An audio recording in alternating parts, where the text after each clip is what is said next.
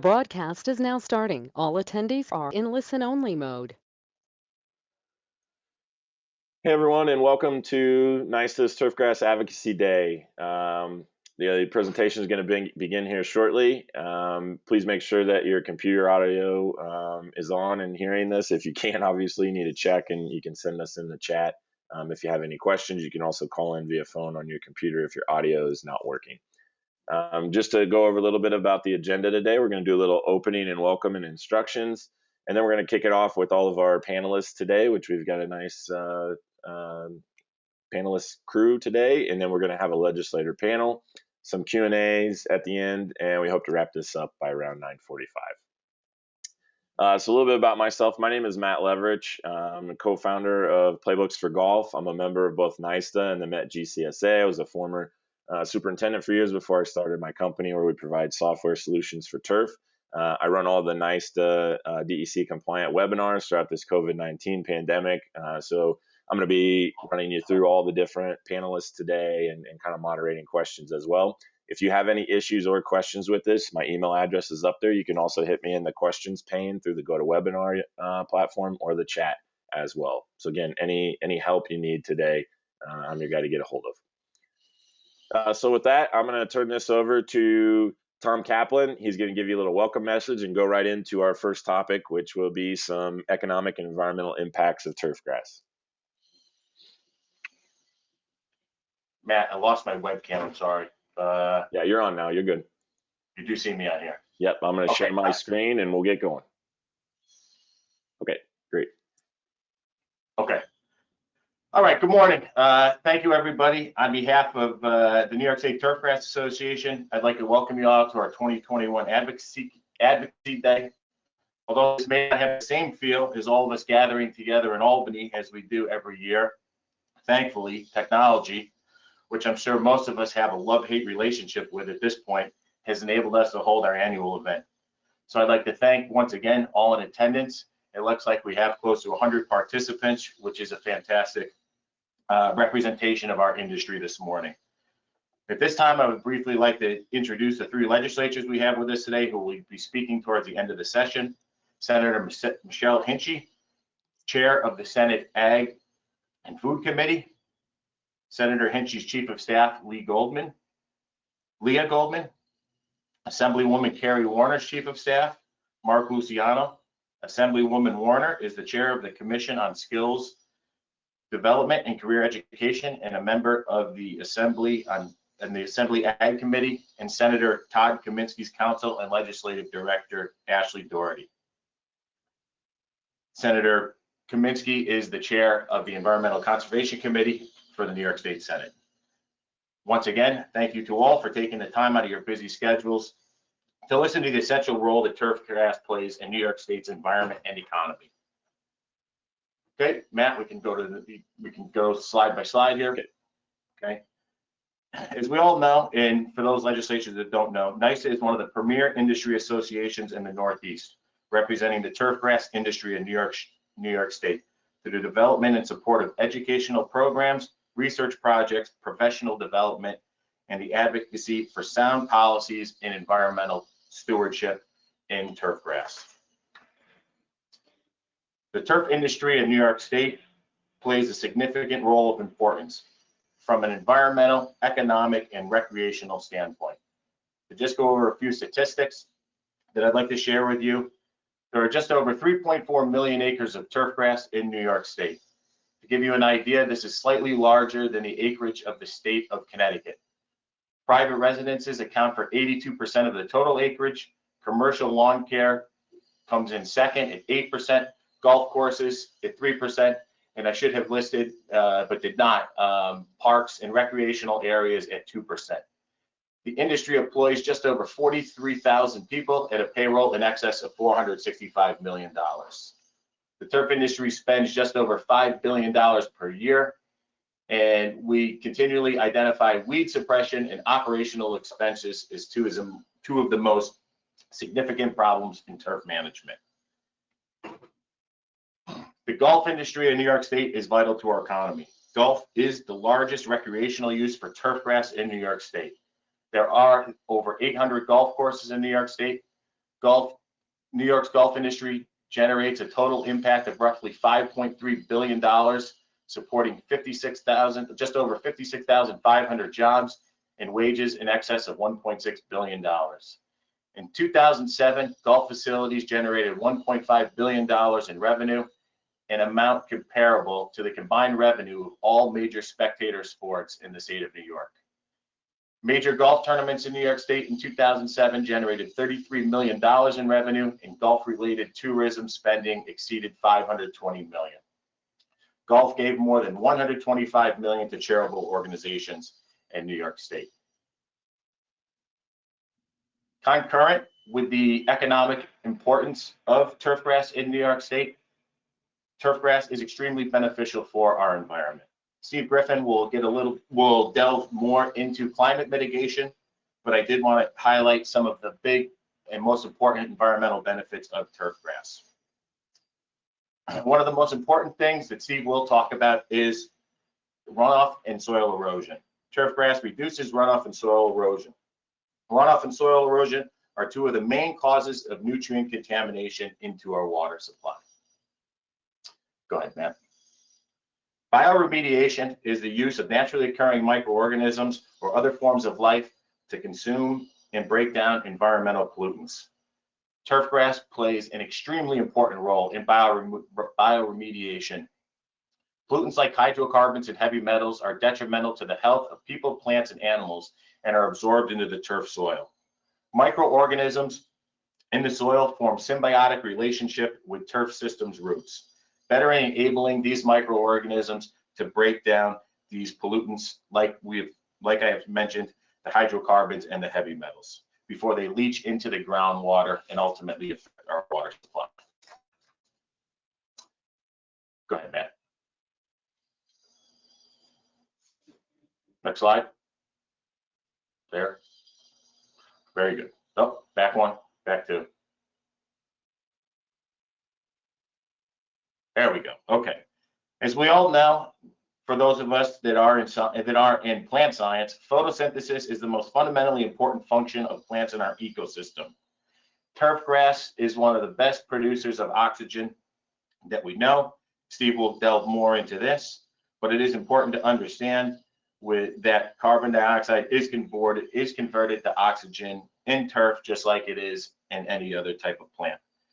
And not only will healthy stands of turf benefit the air by supplying oxygen, but they also will enhance air quality by reducing the growth of pollen producing weeds such as mugwort and ragweed.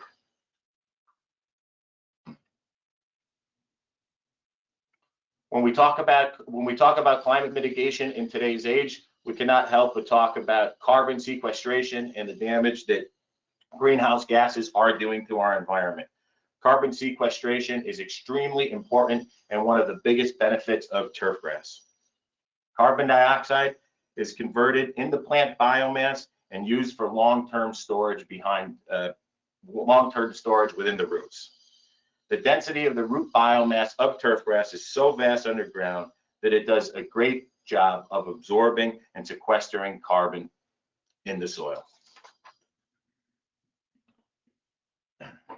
Turfgrass also helps to regulate the temperature, ground temperature in the air. Studies have consistently shown that turfgrass is 15 degrees cooler than concrete and 30 degrees cooler than synthetic turf. And lastly, turfgrass promotes safety. It is used for a vast number of recreational activities, and studies continue to show that turf is far less dangerous than artificial turf or hard surfaces. And so with that, I'd like to pass it back to Matt, who will hand it over to Steve Griffin. Okay, great. Thanks, Tom. For our next topic, it's going to be turfgrass's role in climate mitigation, a sod producer's perspective. This is going to be done by Lori and Steve Griffin, co-owners at Saratoga Sod Farm in Stillwater, New York. Both are Cornell grads raised on dairy farms. They transitioned to sod production in the early 1980s and today farm 600 acres. Lori is chair of Farm Credit East and Steve is president of Turfgrass Producers International.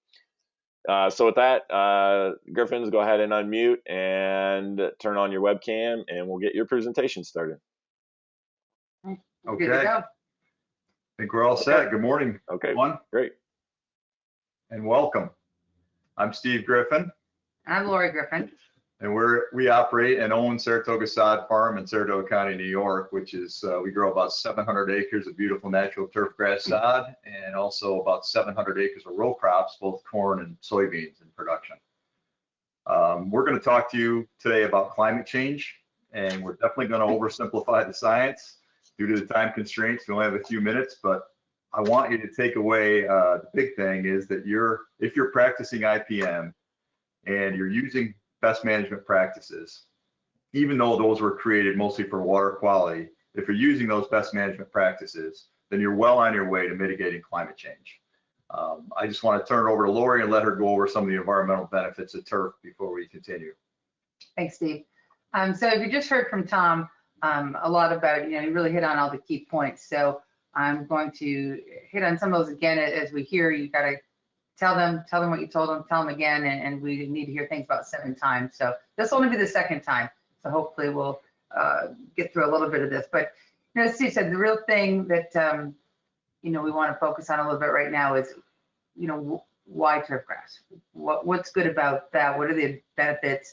And particularly there's environmental benefits, there's safety benefits, as Tom talked about. But I just want to touch on quickly about the environmental benefits. First and foremost, just to kind of simplify it, capture carbon dioxide, emit oxygen. That's in its easiest form. It provides fresh oxygen. For example, 5,000 square foot grass lawn can produce enough fresh oxygen daily.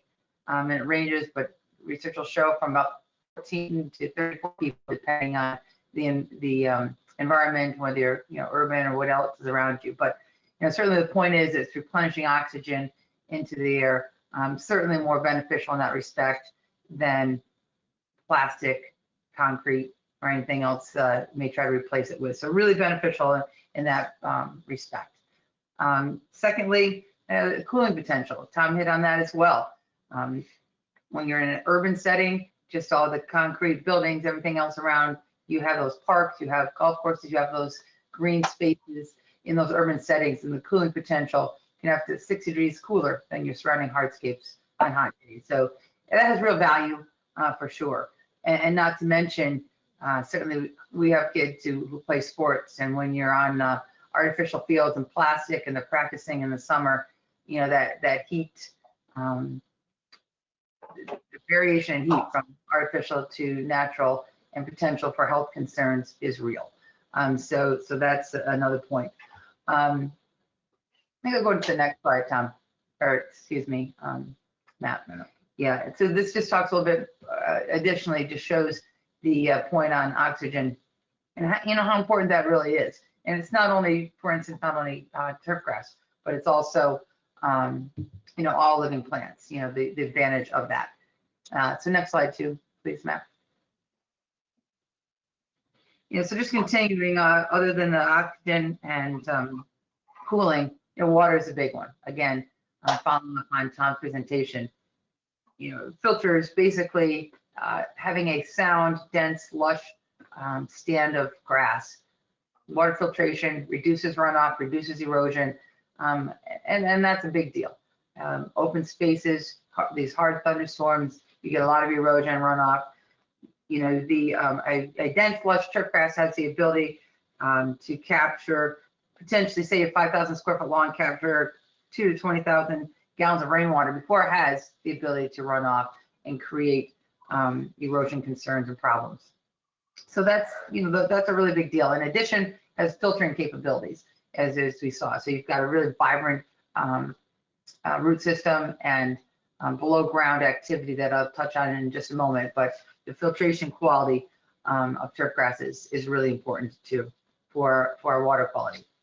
And while I'm still talking about above ground, as I touched on, just, as a parent, as a mother, if I want to send my kids up, the last thing I want to do is have them run around on cement all day or plastic.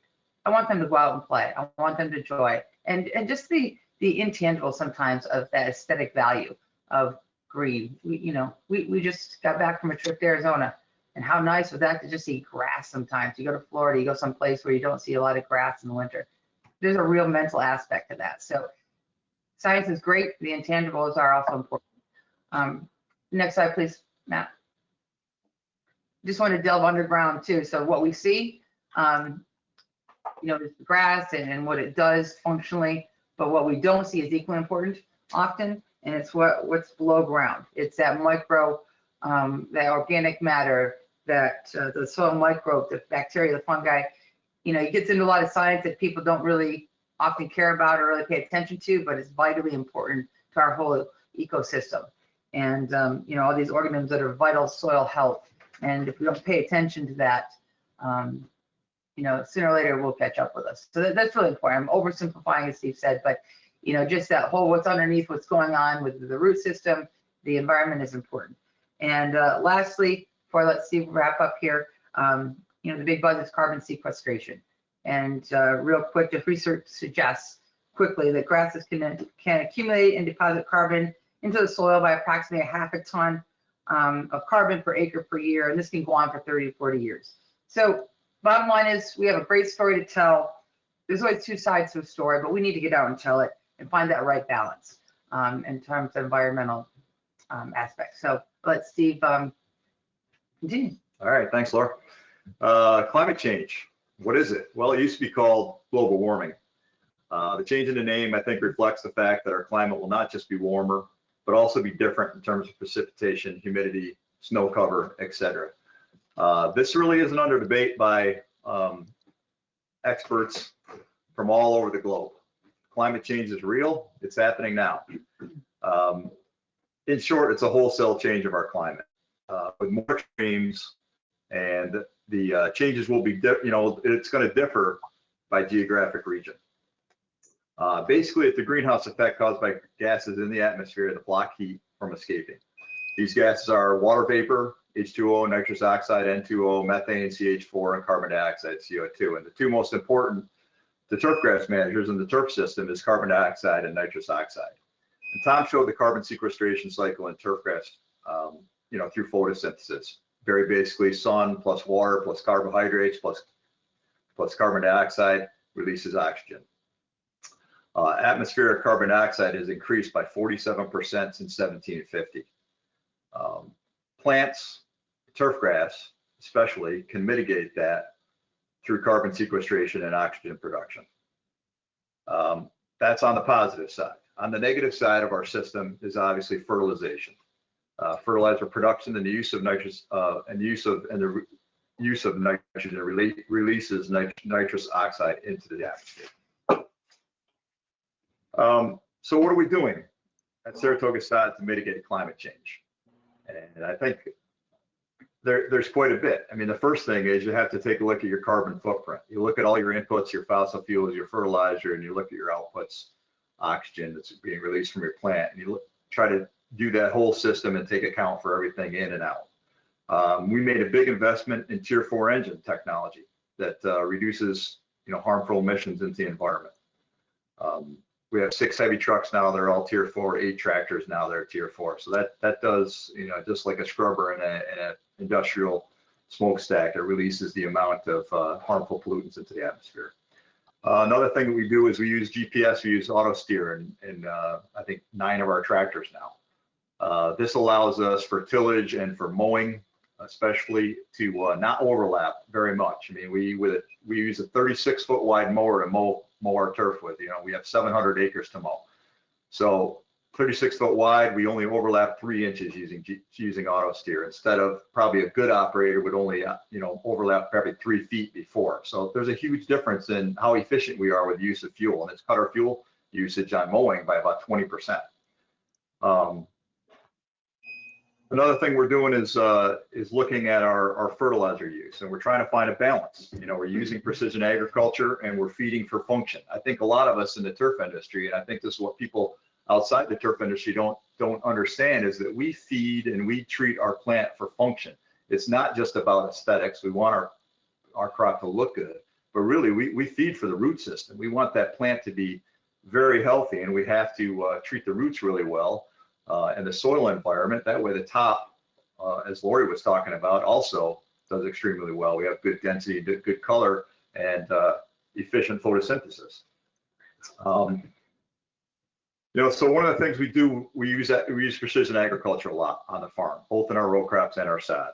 We do soil sampling, not based on a 60-acre field anymore, but we soil sample on a grid basis, 2-acre grids. So, we're having 30 samples, 30 different regions that we're treating.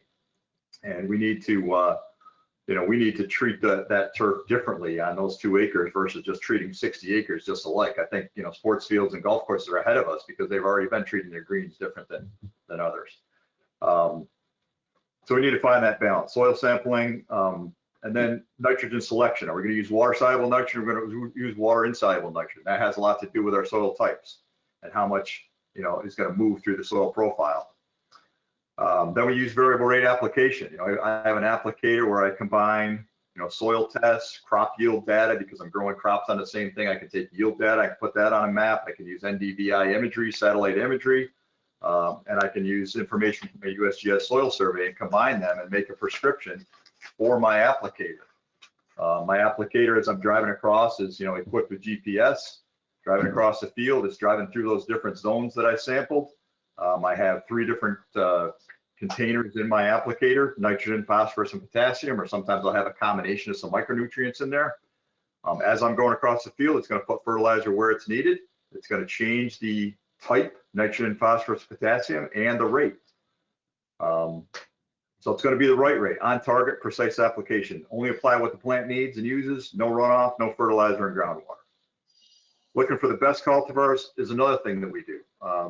We grow bluegrass that uses less nitrogen, requires half more. We plant more fescue than ever before because it's better in heat, better with drought tolerance. We grow high fine fescue mixes that are better for shade and low fertilizer landscapes.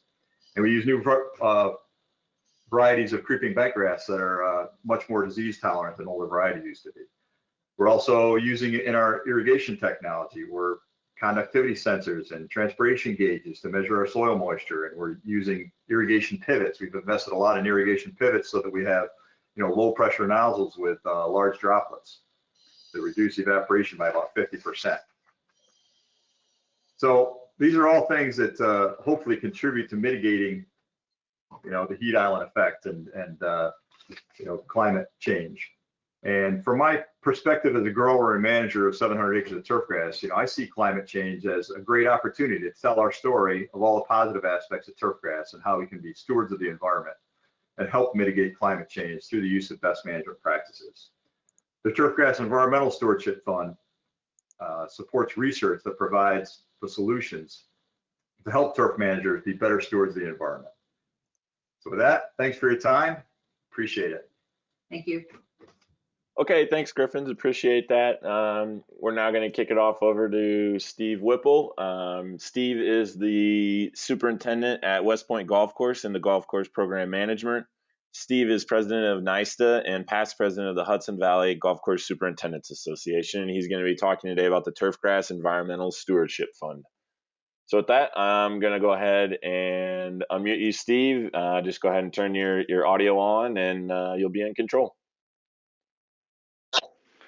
Okay, thanks, Matt. Hope everybody can hear me. Very proud to be the newly elected president of the New York State Turfgrass Association. And I want to thank everybody on the call today for, your work, your time, your attentiveness, talking about the world of turfgrass. This is the fun stuff. And,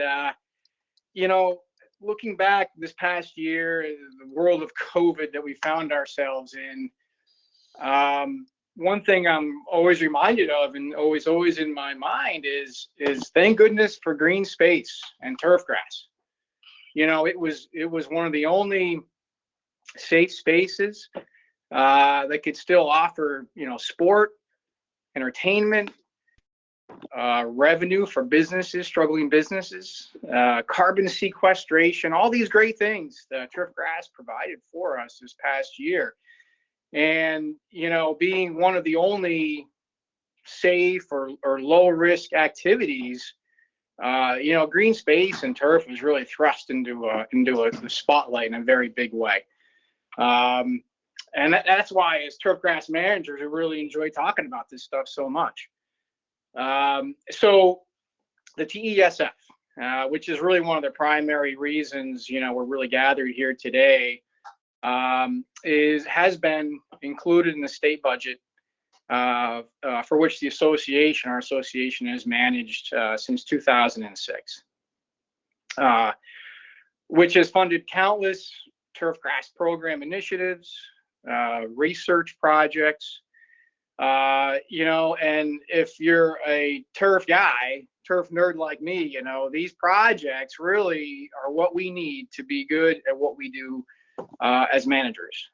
They are the science-driven, tech-heavy projects that we need to make those good decisions every day to be successful at what we do, then, now, and going forward, right? So that's what this fund has provided. However, I think probably just as impactful and as groundbreaking as the project work, research work with our land-grant universities, Cornell and others, has been nowadays is funding work of establishing and expanding the best management practices initiatives by people like the Golf Course Foundation of New York, talking about how we do our job better in a broader sense, not just the science of managing turf grass, but our entire properties from many different standpoints. I'm going to let Ken Benoit, the executive director of the New York State Golf Course Foundation, talk more about that, all the great work that's been done through their initiatives over these past several years, more in depth later. But the TESF has funded a large portion of that work to be done. So here's where we are today.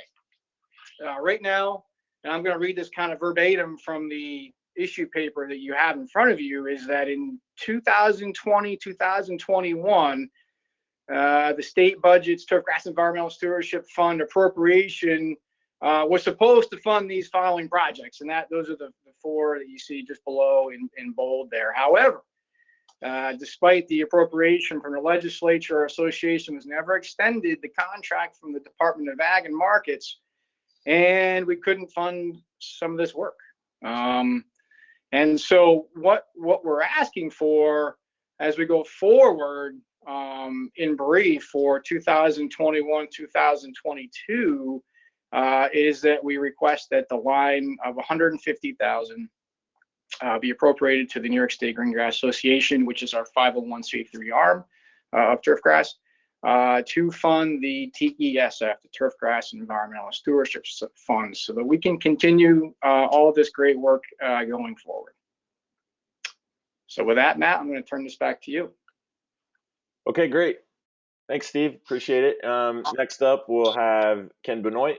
Ken is the executive director of the New York Golf Course Foundation. As Steve mentioned, since 2012, he's worked with government agencies, university scientists, and golf industry associations to help create state and national best management practice templates.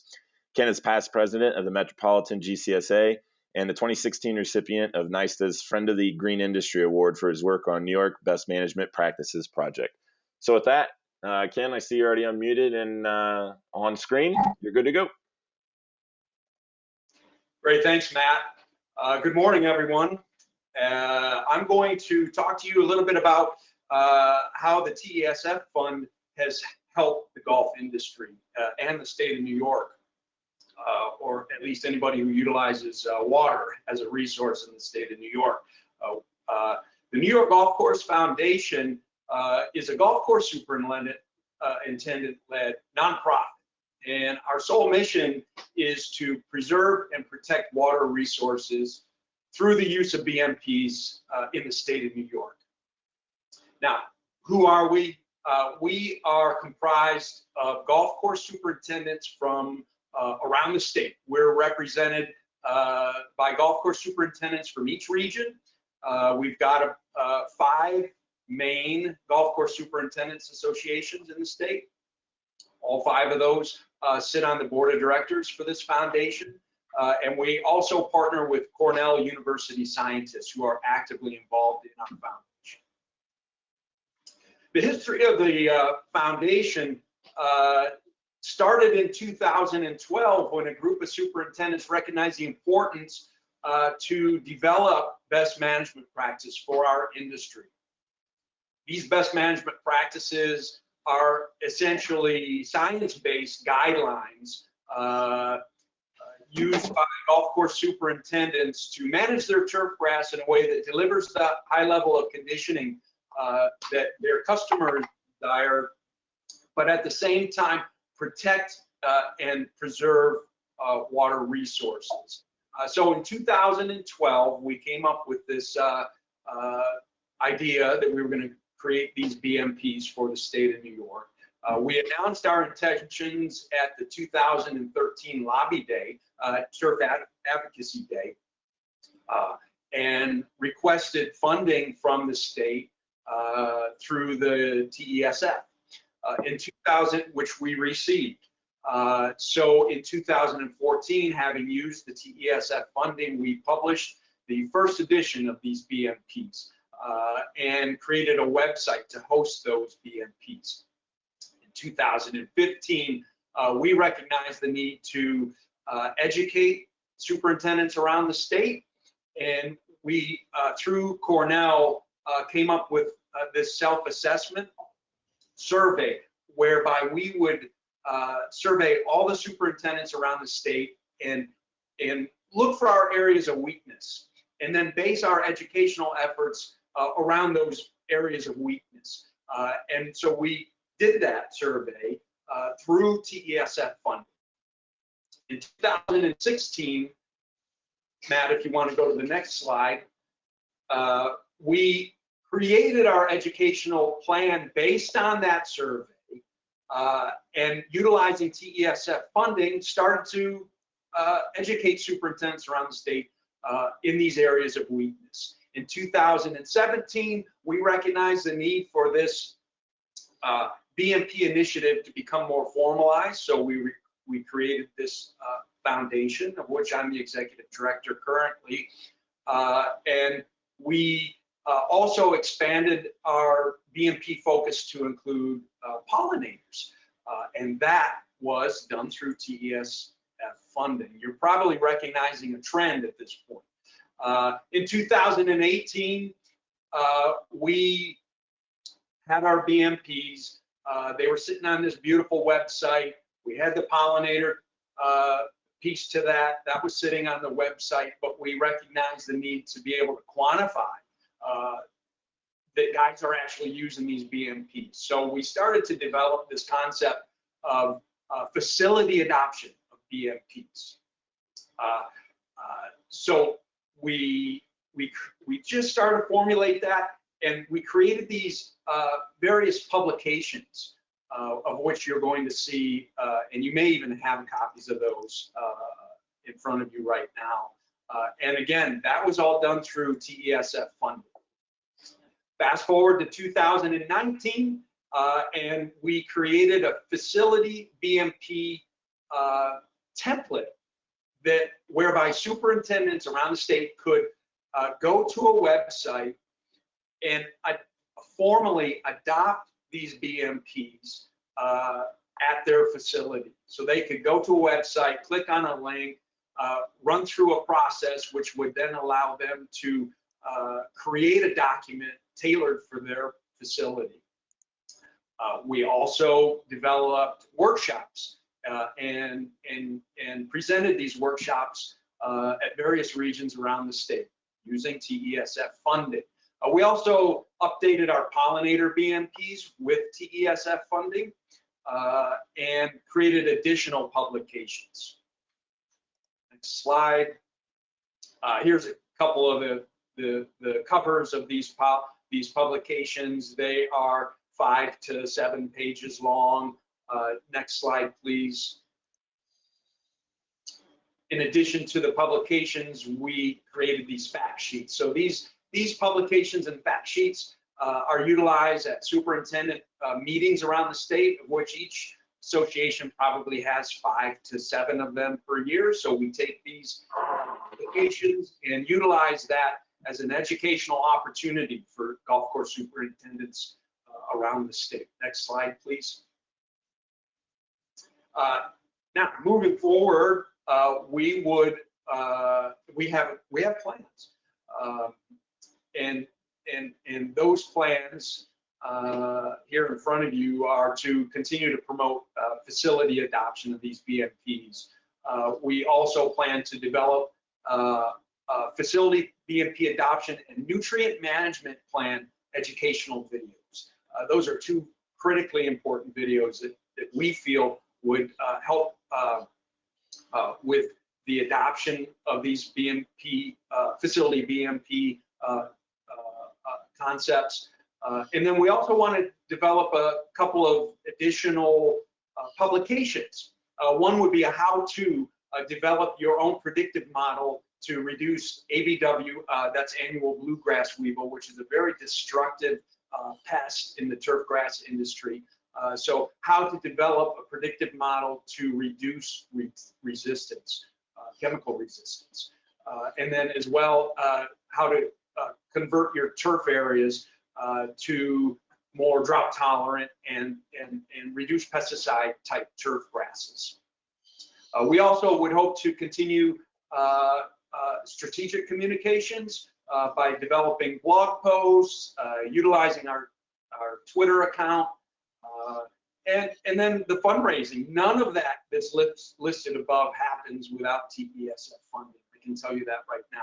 I've devoted thousands of hours to this foundation and the development of these BMPs, and I can tell you that even with volunteering, guys volunteering around the state to help do stuff, we don't get anything done without the funding.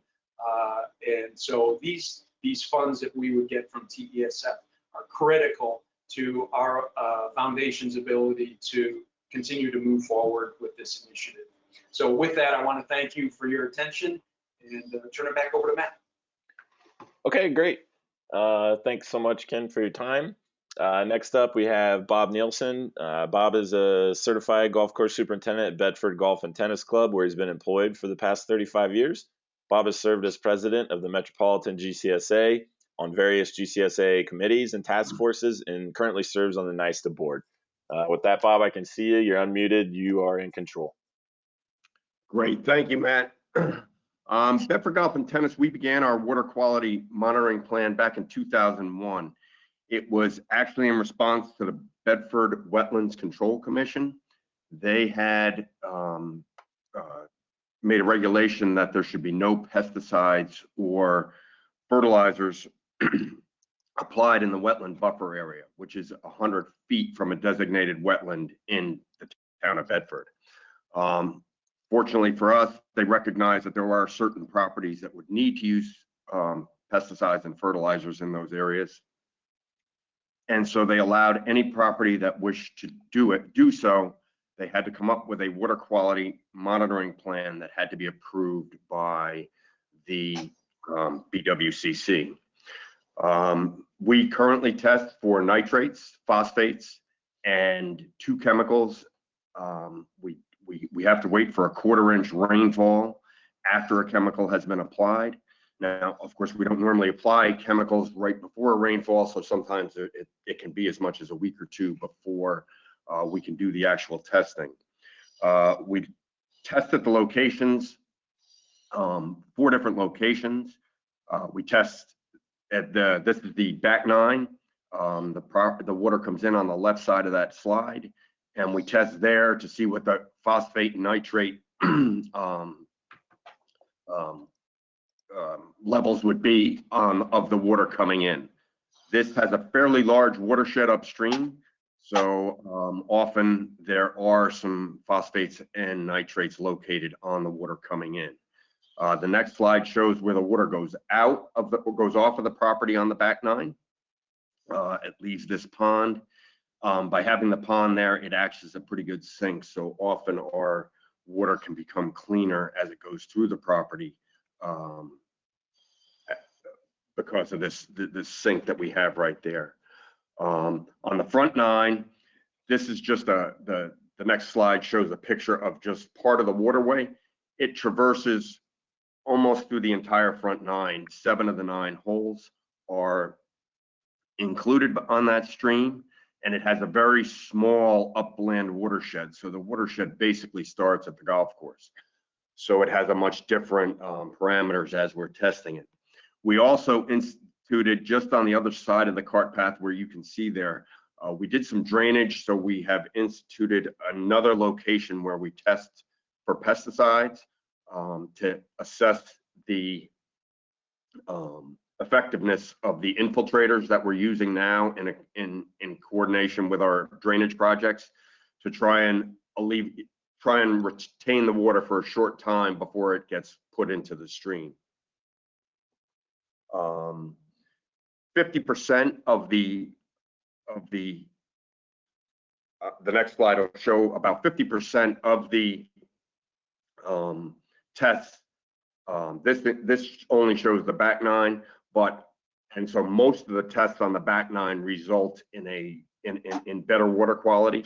It's about 50-50 on the front 9. So this shows that the water going off of the property is actually cleaner than the water coming on. A lot of this has to do with the internal BMPs that we've done. We try and use BMPs for fertilizer use, for chemical use, and also on our streams. We maintain the streams with buffers. We use the drainage infiltrators, and then the next slide shows a fairly simple gadget that we use to cover all our drains. It's basically just a piece of plywood cut to the size of the drain, and then we staple an absorption pad onto it, and that actually picks up all of any of the sprays that are applied in close proximity to the drain, and has been extremely effective in reducing the amount of pesticides that can be found in the water. That's all I have, and I thank you for your time, and have a good day. Okay, thanks, Bob. Appreciate it. Next up, we've got Luke Newton. Luke is the superintendent at Rockville Lynx Club. Luke also serves as a director on the Long Island GCSA Association Board. And today, Luke's going to be talking about best management practices for protecting pollinators on the golf course.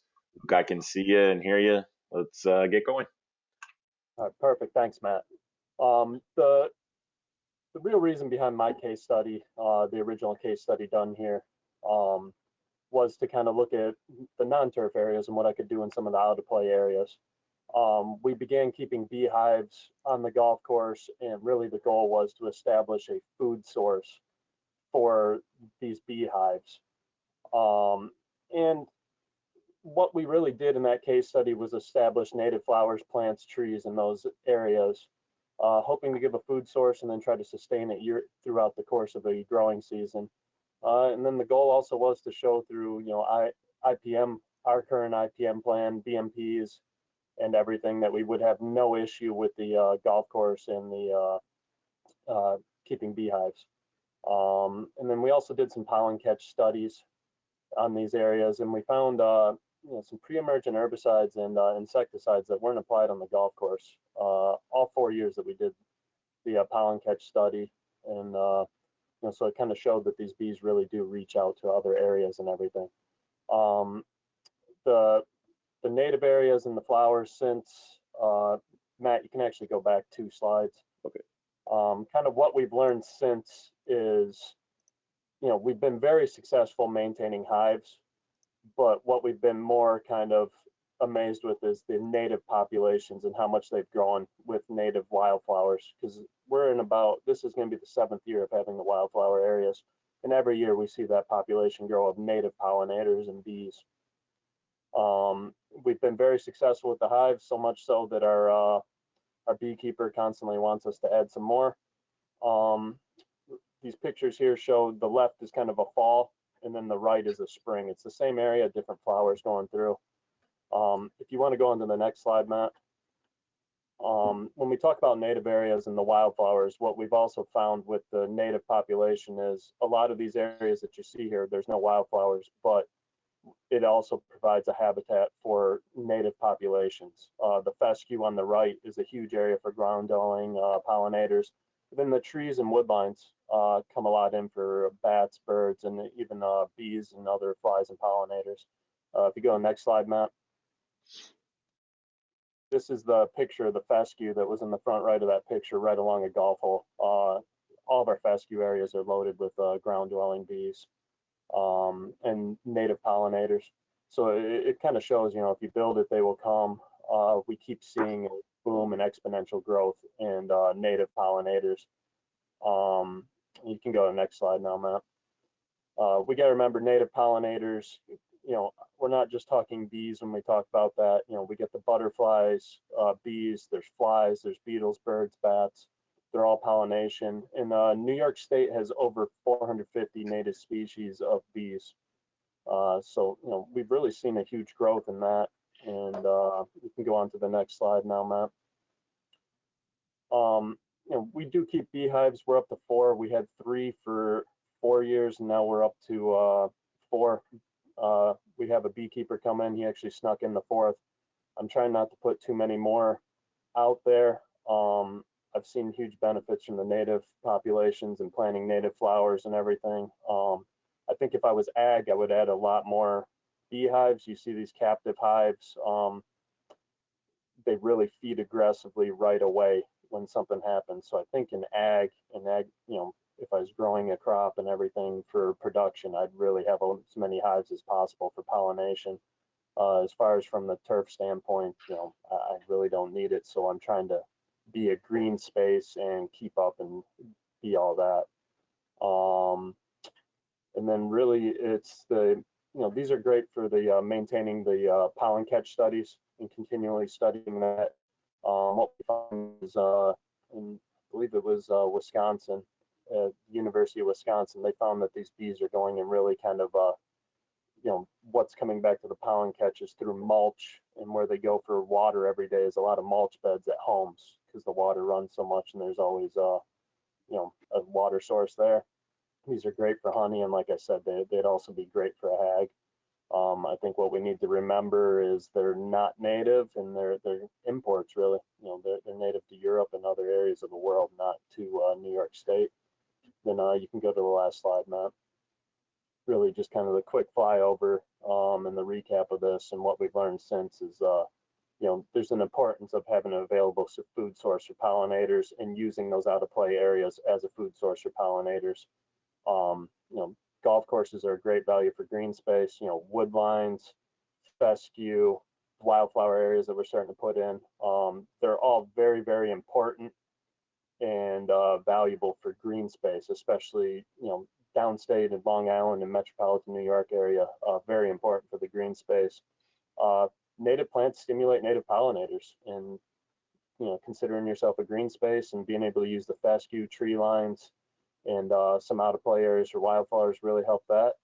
Then captive hives are very important for ongoing studies and research, but, you know, we got to remember they're imports. They're great for ag and everything else, but you know, it's not the end all be all for what we have, and the native pollinators deserve some attention too.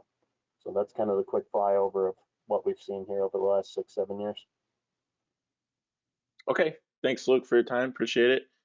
Next up, we have Andrew Eck from Mohawk Golf Club. He's the Director of Facilities and Agronomy there. He's a graduate of Purdue University, and he's worked at several outstanding courses, and he's Director of the Golf Course Superintendents Association of New York. So with that, Andy, you can unmute and turn on your webcam and take over. Hey, thanks, Matt. Back in 2019, I was reached out to by the New York State Golf Foundation to kind of look into any case studies that we were conducting at Mohawk Golf Club and see if there's anything we could help out with doing the best management practices. So one of the things we implemented, we were rolling our approaches as we started to see some infectious disease pressure in our approach areas.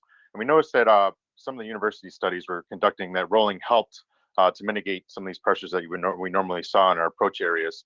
So we ended up doing is we used our greens rollers, which is our Celsco's HP 11s. And what we would do is roll approaches about 3 to 4 times a week. What we did is just included that into when we were rolling greens. What we saw was just an average about 4 to 5 man hours a week, additional to what just rolling greens would be.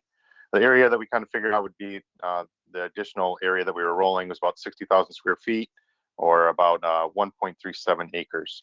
So we kind of observed as we were rolling these approaches is that, you know, it helped out with the efficacy of our plant protection products.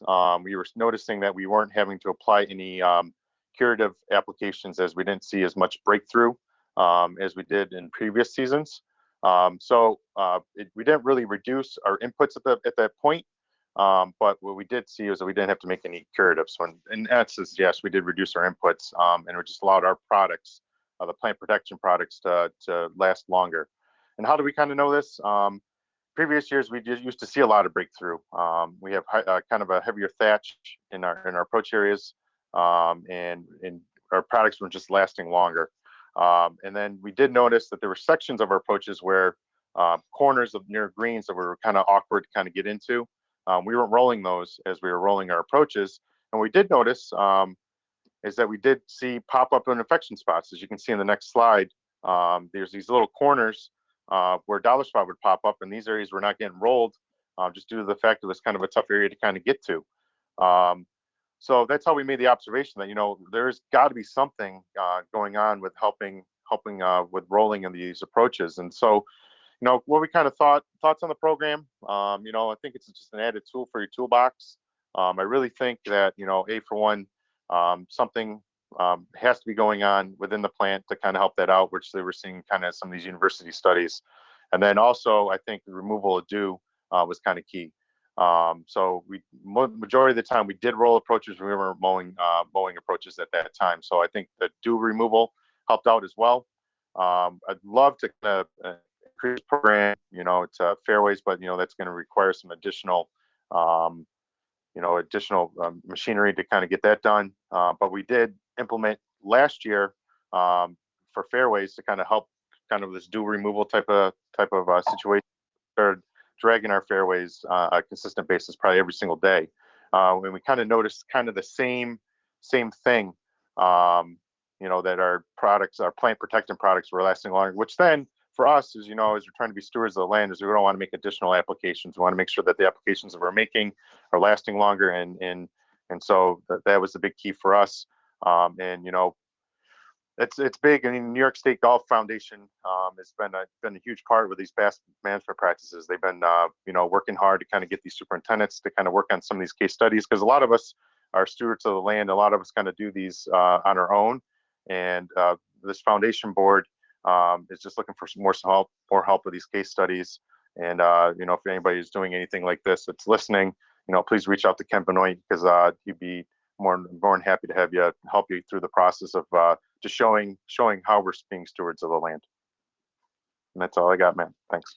Okay, thanks, Andy. Very informative. Next up, we have Jim Horning.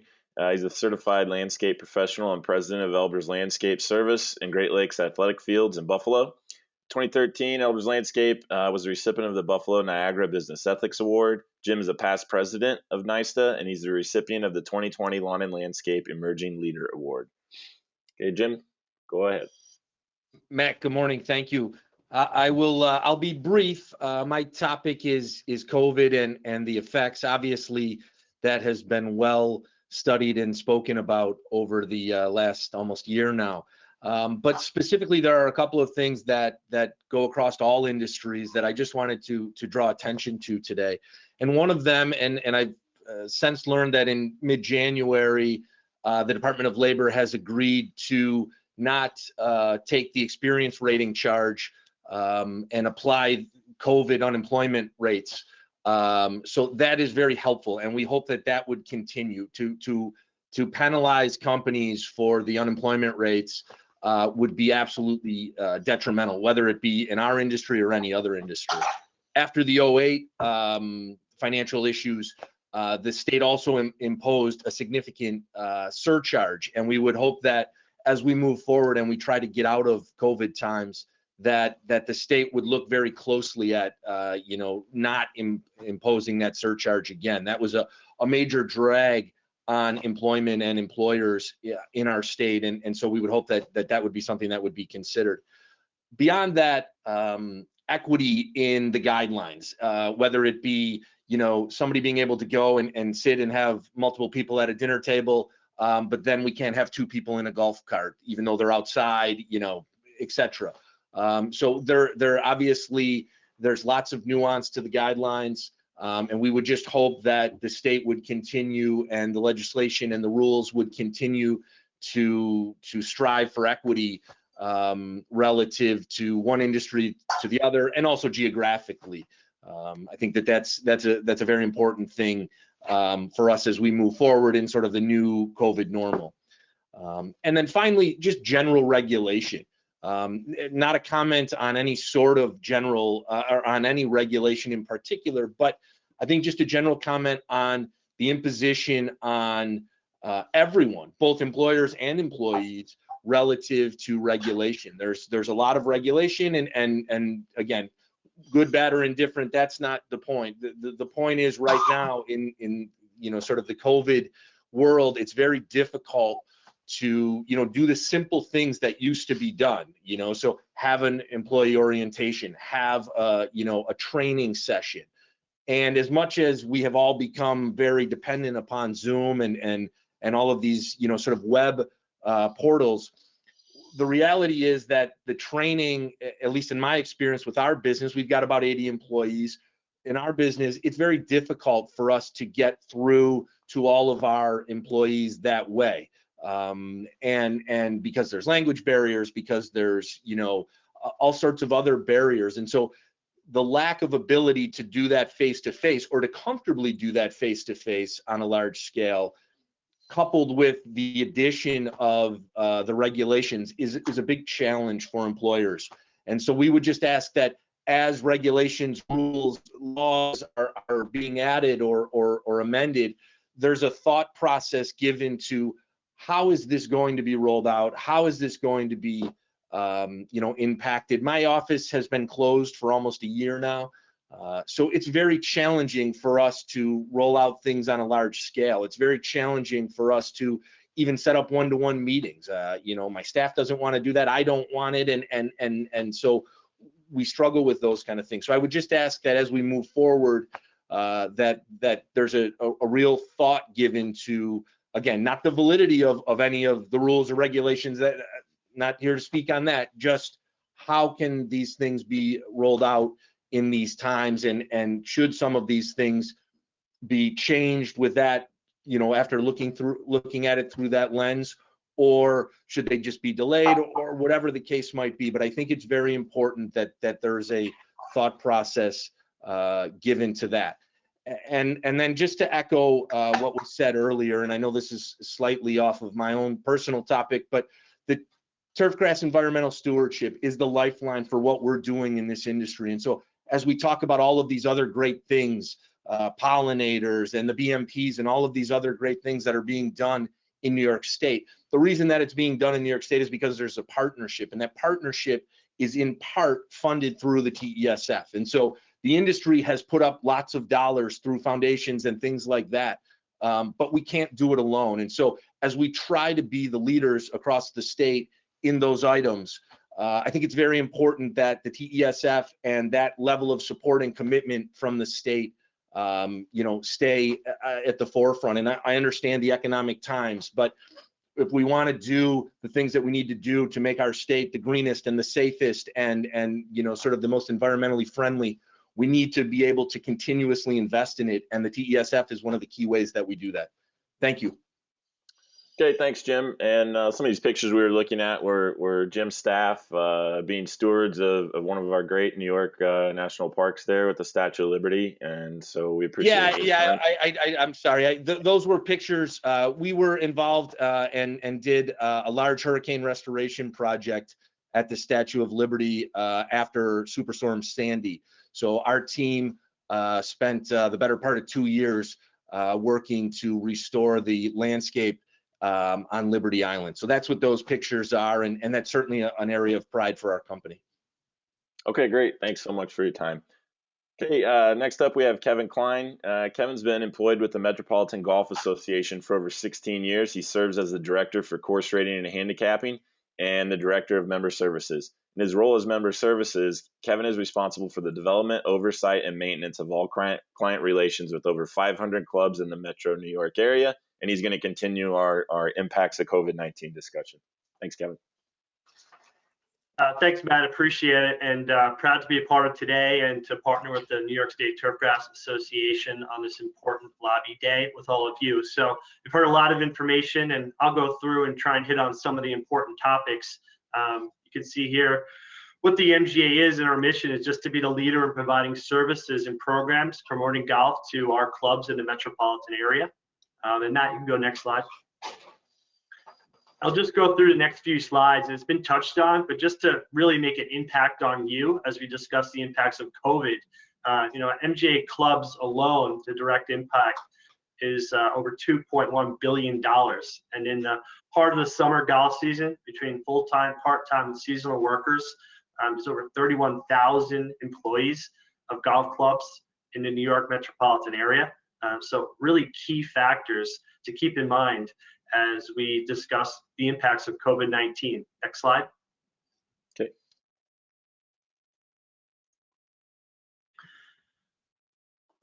Obviously, another important aspect is the charitable impact, and collectively, clubs in the New York area here that are MGA member clubs generate more than $108 million and approximately $450,000 per club through their charitable efforts in hosting outings for local schools, colleges, hospitals, community service organizations. So all important functions that clubs were really not able to do during the past year under COVID restrictions. Next slide. And you've heard it talked about, but the open space is a big factor, and MGA clubs preserve more than 33,000 acres of open space, and the average club preserves about 140 acres of open space. And Long Island alone, all golf courses represent nearly 20,000 acres of open space. So important work that all the people that you've heard from earlier have been doing to keep our courses and the area green. Next slide, Matt. So future of clubs and courses. While a number of the MGA clubs and courses are in sound financial condition, many are struggling, and COVID-19 created even more challenges that clubs needed to deal with. So in many situations, this means jobs lost, the loss of open space, and in some cases, the loss of tax revenue, which actually tax sources are considered to be important to the vitality of the New York State economic drive. So why do I bring all of these things to you and how all these important factors impact not only the clubs and communities, but the city of New York? Next slide.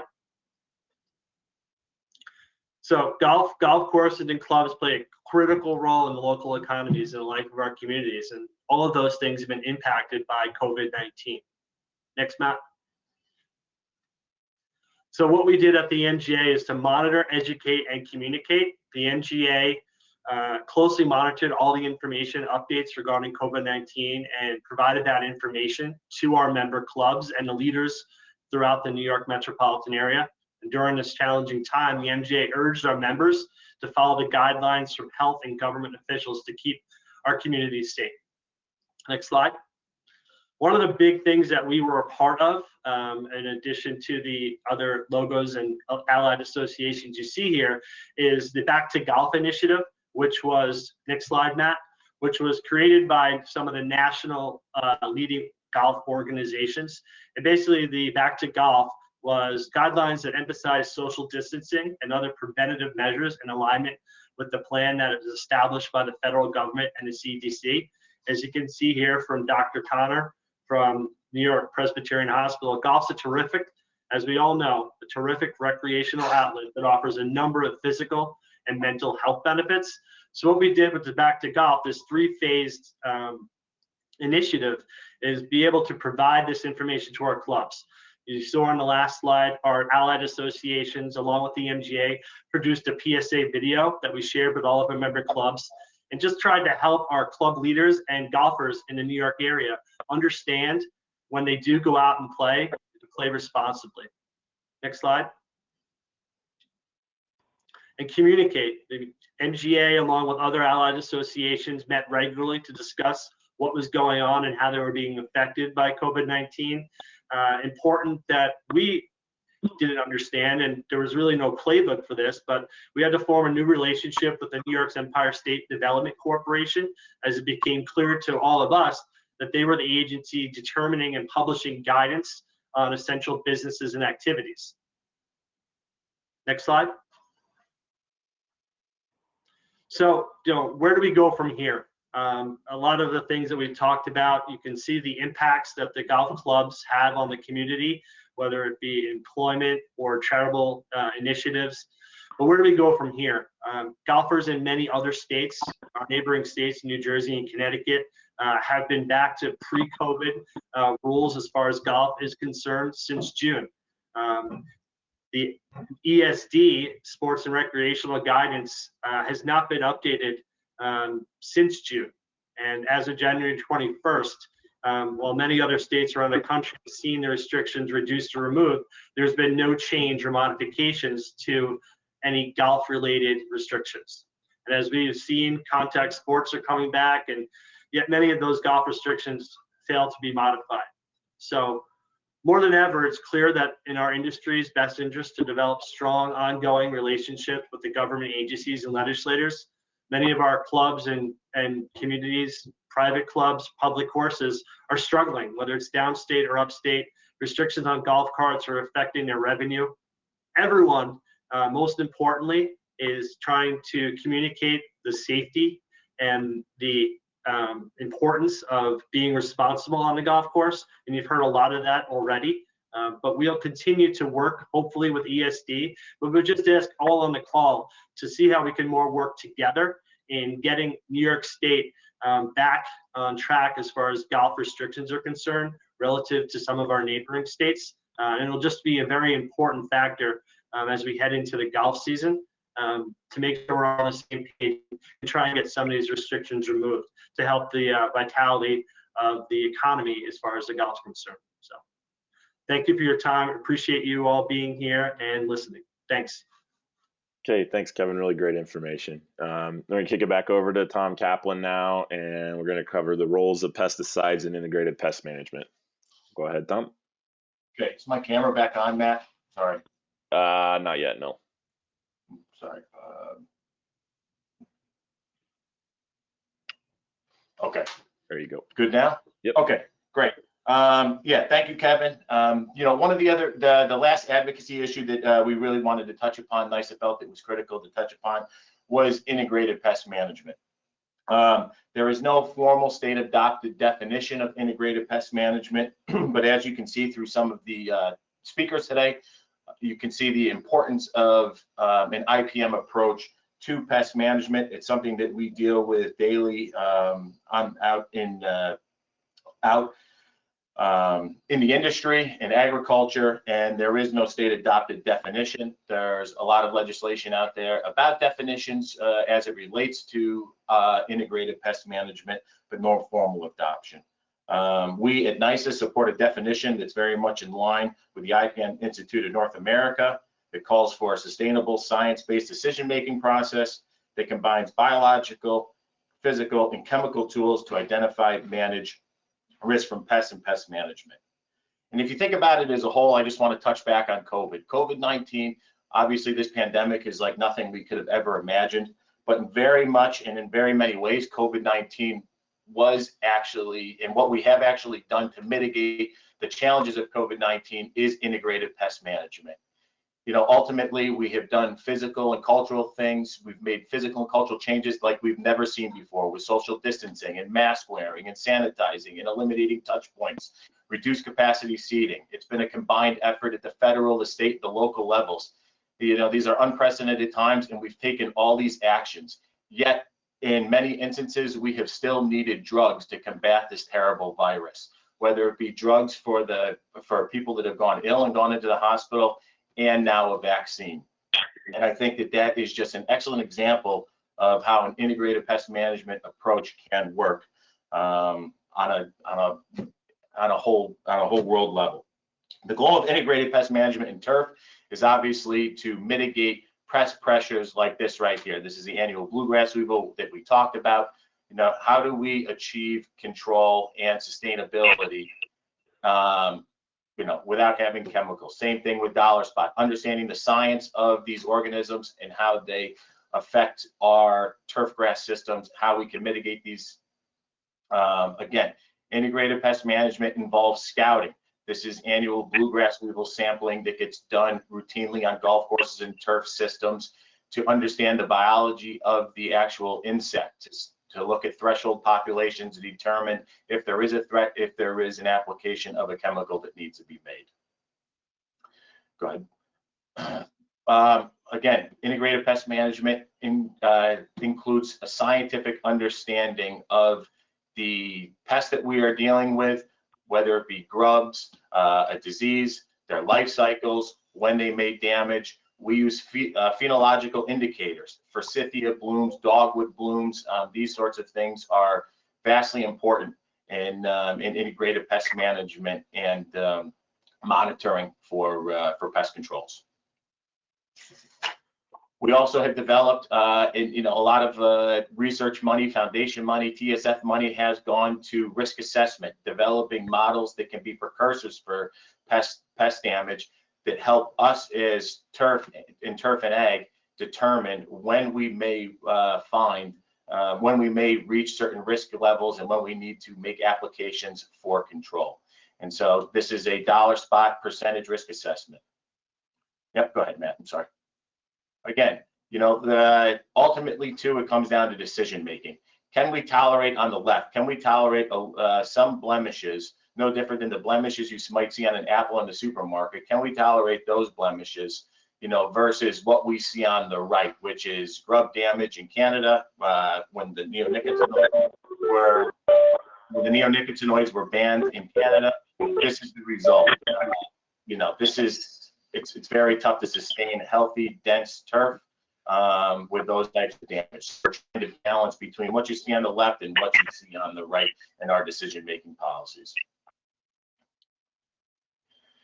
Again, you know, I just wanted to hit on some legislation briefly. You know, there was a ban on glyphosate in New York State, on New York State lands last year that was then amended later. Because of the invasive species and the concerns in the forest.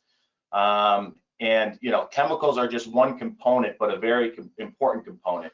And I think this was recognized in the ban of glyphosate and then the reintroduction of circumstances where glyphosate would need to be used. You know, 8 of the 15 invasive species of weeds in our forest ecosystems in New York State, okay, do call for glyphosate to be used in certain circumstances. And so to ban a product versus coming up with something like a best management practice is, you know, cannot be underestimated in its importance. Right, Matt?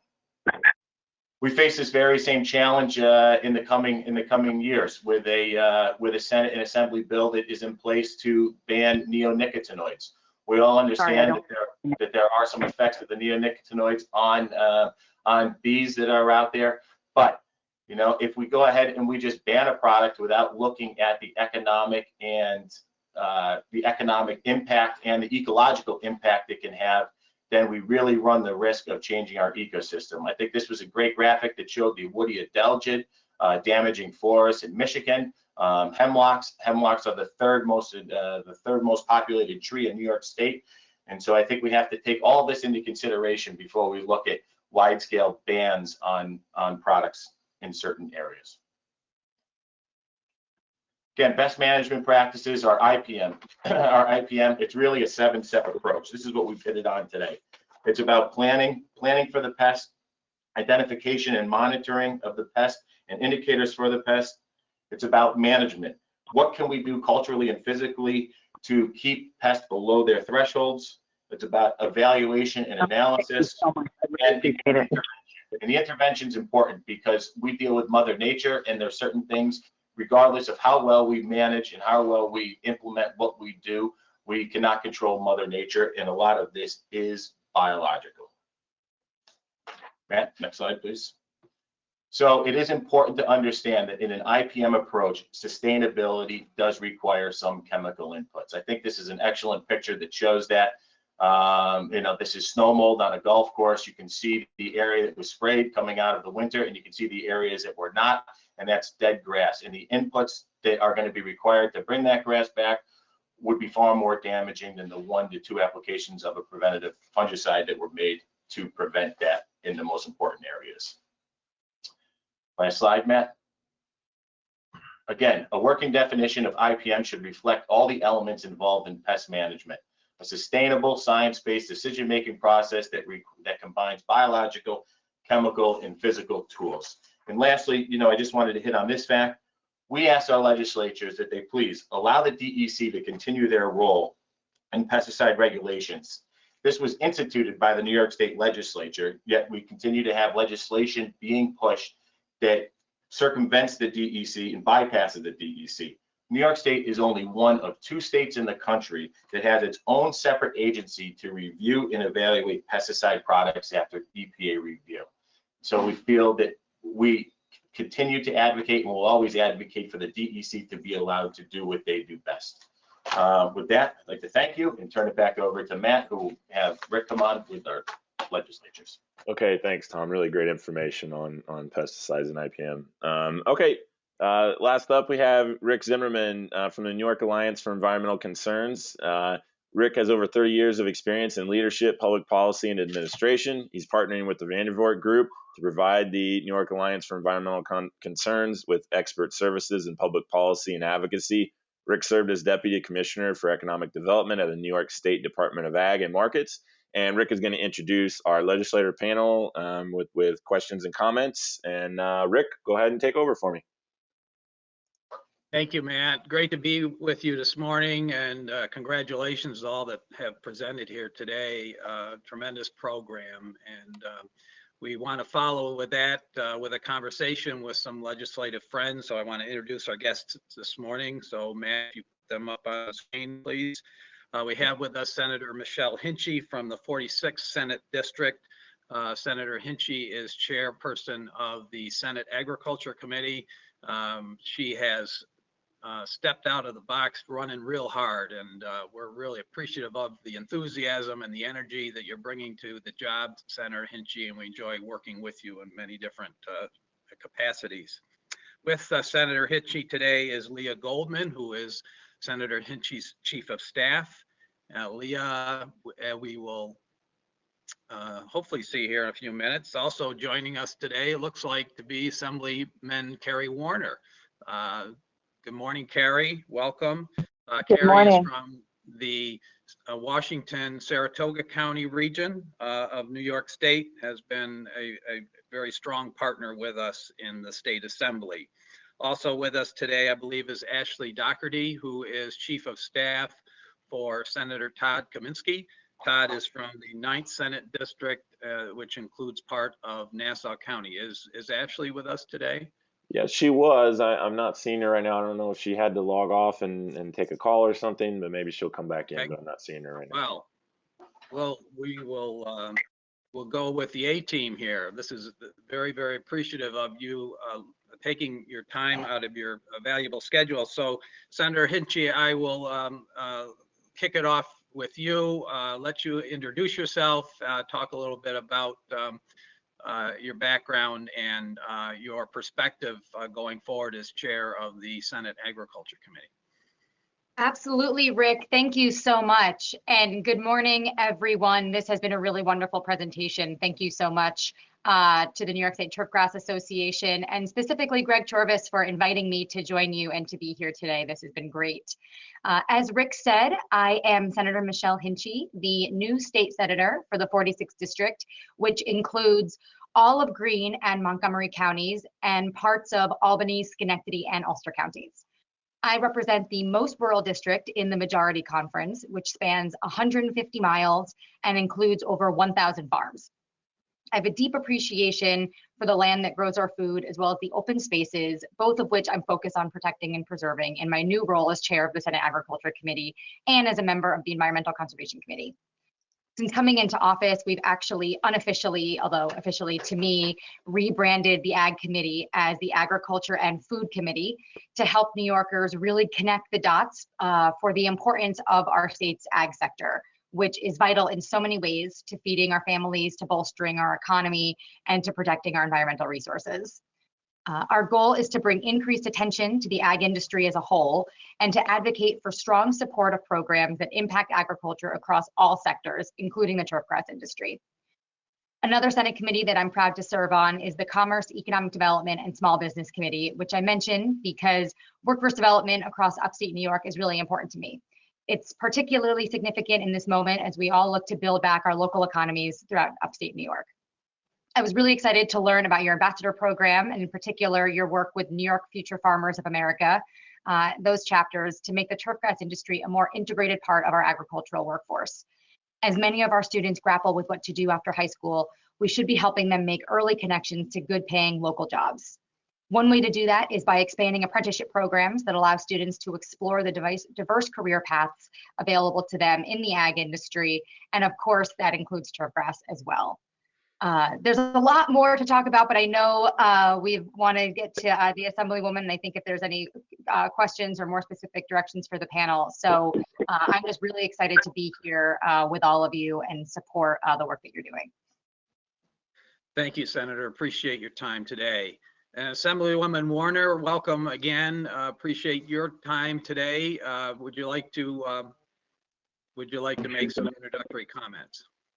Yes, I would. Thank you so much, Rick. I so appreciate the opportunity to be here and to join my new colleague, Michelle Hinchy, in speaking with the Turfgrass Association.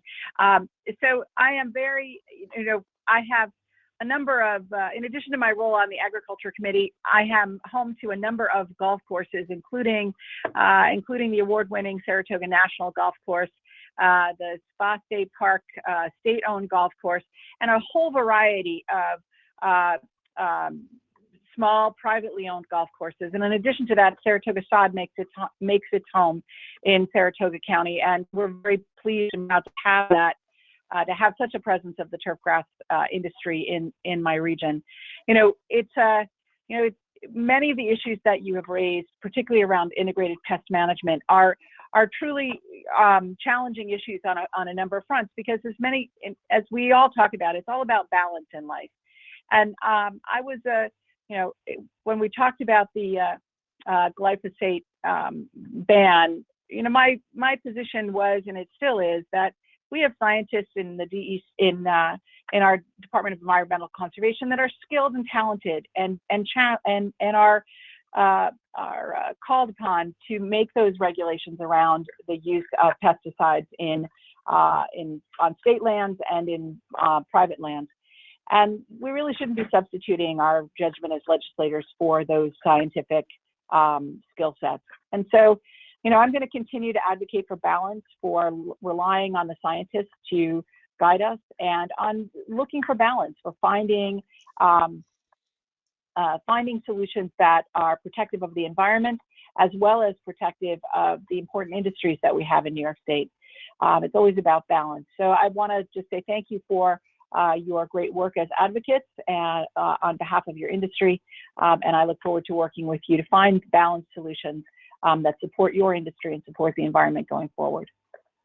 Very good. Thank you. We have very limited time left, so I'm going to ask one question to both of you. The theme that struck me as ringing throughout the entire presentation this morning was management of the environment, management of technology, management of the evolving science.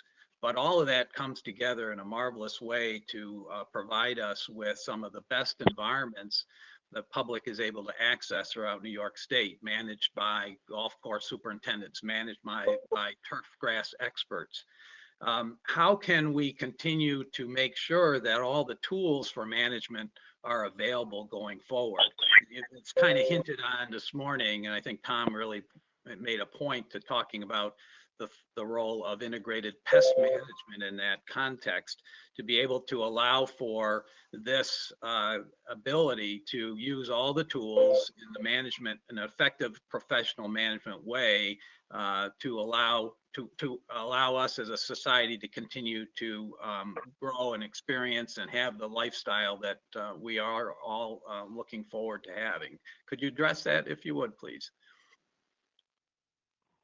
Sure, I can kick it off. I mean, I think you're exactly right. I mean, it's making sure that we all and everyone across your industry have the tools to be successful. And so it's communicating and talking with us and holding forums like this to really be able to outline the challenges as well as the positives and the groundbreaking initiatives that so many across your industry are really spearheading, and communicating with us the issues and the everyday issues that you face. You know, it's our job to hear you, to listen, and to make sure that we're advocating on behalf of the industry and to make sure that you're successful. As the Assemblywoman said, you know, we have also an incredible amount of wonderful golf courses across our district, 5 counties. You can imagine we got a good number, and they're wonderful and they're incredible and they're managed well, and people who care about the land, who care about recreation, and really want to do the right thing. And so we have to be thoughtful about how we move forward in a way with everybody at the table, right? And making sure that we have all perspectives and all thoughts at the table so that we can really decide the best way forward and the right timeline for us to make changes or impacts or not, right? And so I think it's doing forums like this, it's extending the outreach to people that may not necessarily be immediately in the sphere of, you know, in this conversation, but making sure the rest of us, you know, are paying attention. Very good. I think, as the senator says, it's always about communication, right? It's always about being in conversation with one another. And one of the things that I find both fascinating and challenging is that to do good public policy, it really requires bringing together groups that don't necessarily have a natural affinity for one another, but finding the place of common ground. So I think that it's really important for all of us to be willing to be in conversation with people that we don't necessarily share common objectives, but where we want to find a place where we can all reach that balance. And I tend to think that one of the keys to doing this well is to rely on science, to rely on data, to rely on research to point us in the direction of solutions. And so that, you know, for example, with respect to integrated pest management, making sure that we're funding the Cornell IPM program appropriately so that we can do research into what are new tools that might emerge, which will provide better balance, that will give us the effective tools that you all need for pest control, but also give the environmentalists the surety that it's not releasing chemicals into the atmosphere, into the water table, that will have harmful effects on animal species or human life. And so I think that, you know, being willing to be in conversation with one another, making sure that we're funding research to move our objectives forward,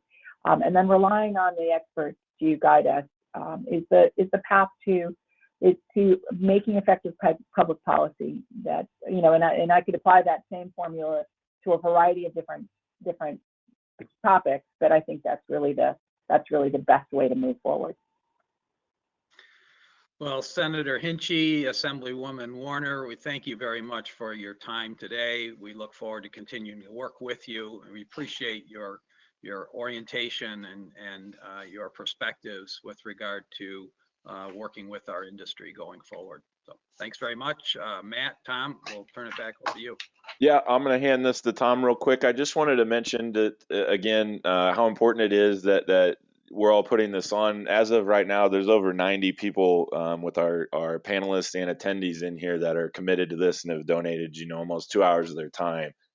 Just want to say thanks to everyone that's been in here for that. That's a really great attendance for us today. Tom, go ahead with your closing thoughts. Yes, no, this was exciting. Senator Hinchey and Assemblywoman Warner, can't thank you enough for taking time out of your schedule I know that there are definitely more pressing matters, but for us and for the role that we play in our lives, this is very important. I think you hit on some great things when it talks to finding common ground, relying on science, data, research. I think all us turfgrass professionals certainly continue to try and do that, as does agriculture throughout New York State. And you know, all we ask for is to continue to be part of the discussion when these matters come up and take place. So again, from NYSTA, I'd like to thank you for attending. I would like to thank real quick Beth Semi and Sue Van Amberg for their help and coordination, Mike Maffei as well, and all the participants, the almost 100 people we had in attendance listening in and watching today. So thank you very much. And Matt, I think that wraps it up. Yep. Thanks again, everyone, for your time. We really appreciate it. We're going to have this recorded and provided on a live link that we can share with anybody you want on demand throughout the year to help promote our advocacy here. And so we hope once we send that out that anybody that's in here, including legislators, will help get the message out for us on what we're trying to promote for the green industry. Thanks so much for your time today, and we're done. Take care. Very good. Thank you.